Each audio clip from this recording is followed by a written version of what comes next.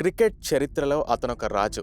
అతను డెసిషన్స్ తీసుకుంటే అవి 100% పక్కాగా ఉంటాయి. అతనికి అభిమానులందరూ ముద్దుగా పెట్టుకున్న పేర్లు తలా, ఇంకా కూల్ కెప్టెన్ ఇలా చాలానే పెట్టుకున్నారు.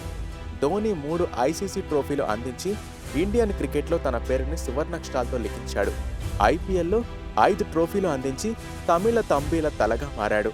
ఐపీఎల్ రూల్స్నే మార్చేసి ఆన్ క్యాప్డ్ ప్లేయర్గా అడుగుపెట్టిన ఎంఎస్ ధోని ఇప్పుడు మరో మకుటాన్ని అందుకున్నాడు. అదే చెన్నై సూపర్ కింగ్స్ కెప్టెన్సీ.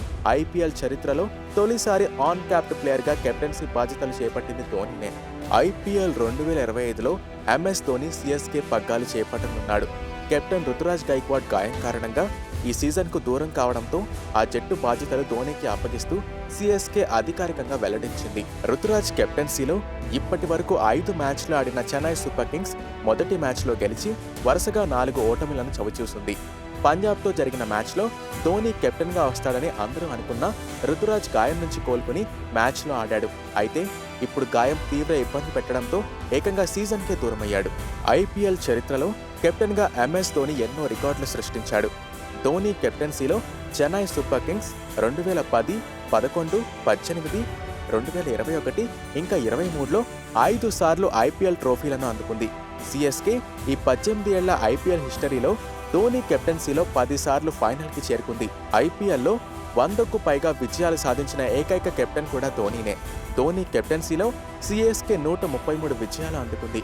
కెప్టెన్గా ఎంఎస్ ధోని 59.3% విజయాలు నమోదు చేశాడు. ఐపీఎల్ 2021లో సిఎస్కే ట్రోఫీ అందుకున్న తర్వాత ఎంఎస్ ధోని కెప్టెన్సీకి గుడ్ బై చెప్పాడు. ఐపీఎల్ 2022లో సిఎస్కే నూతన సారథిగా రవీంద్ర జడేజాకు బాధ్యతలు అప్పగించారు. అయితే ఆ సీజన్లో చెన్నై వరుస ఓటమిలు అందుకుంది. దాంతో రవీంద్ర జడేజాను సీజన్ మధ్యలోనే కెప్టెన్గా తొలగించి ఎంఎస్ ధోనిని బాధ్యతలు తీసుకున్నారు. ఆ సీజన్లో సిఎస్కే కేవలం 4 విజయాలు మాత్రమే సాధించి పాయింట్ల పట్టికలో 9వ స్థానంలో పడిపోయింది. ఐపీఎల్ 2022 తర్వాత 2023 వరకు ధోనినే సిఎస్కే కెప్టెన్గా కొనసాగాడు. ఐపీఎల్ 2024లో రుతురాజ్ గైక్వాడ్ నూతన కెప్టెన్గా ఆ జట్టు మేనేజ్మెంట్ ప్రకటించింది. ఆ సీజన్లో సిఎస్కే 7 విజయాలతో క్వాలిఫైర్స్కి కూడా చేరకుండా 5వ స్థానంలో నిలిచిపోయింది.